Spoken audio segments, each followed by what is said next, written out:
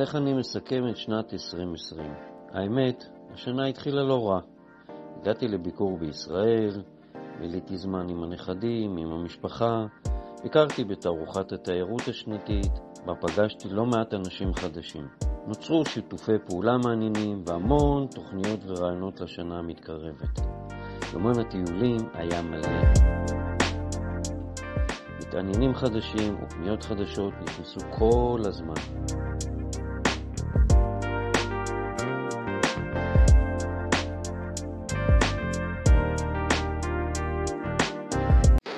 אבל אז, בום, הכל נעצר. המקרה הראשון של קורונה בישראל. המאבק בהתפשטות הקורונה.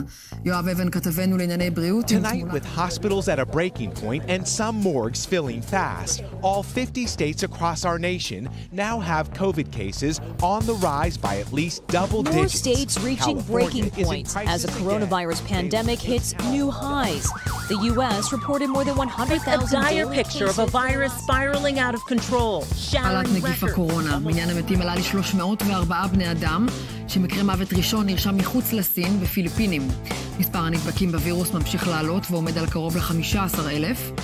מדינות רבות ביטלו את הטיסות מסין ואת כניסת המבקרים, בהן אוסטרליה, ארצות הברית, יפן, רוסיה וגם כאן בישראל. וירוס הקורונה שיתק הרבה דברים.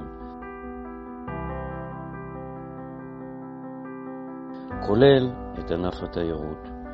מה שגרם לי להלם מוחלט. בום.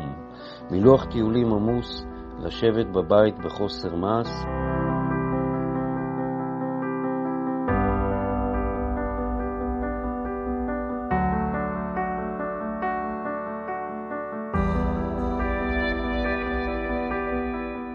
אז מה בכל זאת קרה בשנת 2020 בטיולים מעבר לקשת? זמן הפנוי נתן לנו את האפשרות לעצור, להסתכל על הדברים מזווית חדשה וליצור לכם המטיילים מסלולים חדשים. בנינו מסלולי הליכה חדשים ומרגשים, מלאים בהיסטוריה, ארכיטקטורה, אומנות רחוב וסיפורי סלבס עסיסיים. החזרנו את טיולי האופנועים הישנים שלנו. שדרגנו אותם מעט ואנחנו נרגשים להשיק אותם ממש בימים הקרובים. והכי חשוב, התפנינו, עתליה, אשתי ואני, לעשות את הטיול של אחרי הצבא שמעולם לא היה לנו.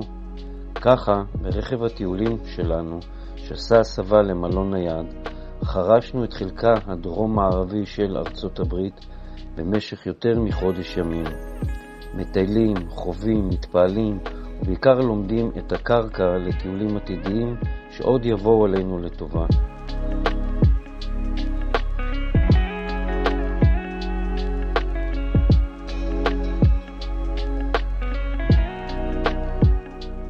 שנה זאת כולנו למדנו מה זה ביחד אמיתי, מה זו הקרבה, נתינה, מה זה חוסן ואיתנות. למדנו עוד יותר להוקיר את הקיים, את אוצרות הטבע הפזורים סביבנו, את חופש התנועה. למדנו להתמודד עם דברים שחשבנו שגדולים עלינו. למדנו להסתגל, לזרום, ולא לקחת את המובן מאליו ככה. אז מה נאחל לשנה הבאה?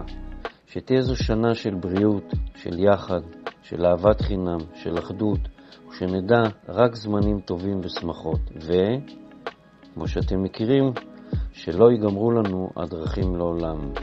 יאללה, בואו לארצות הברית, אנחנו מחכים לכם.